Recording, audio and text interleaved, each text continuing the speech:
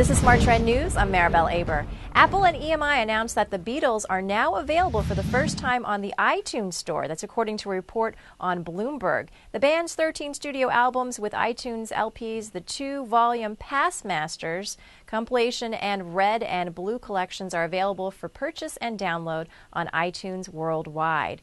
Sir Paul McCartney said, "We're really excited to bring the Beatles music to iTunes. It's fantastic to see the songs were originally released on vinyl receive as much love in the digital world as they did the first time around." Steve Jobs, Apple's CEO, said, "We love the Beatles and are honored and thrilled to welcome them to iTunes.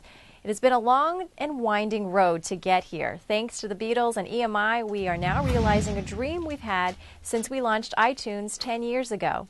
For more news and market analysis, stay tuned. You're watching Smart Trend News. I'm Maribel Aber.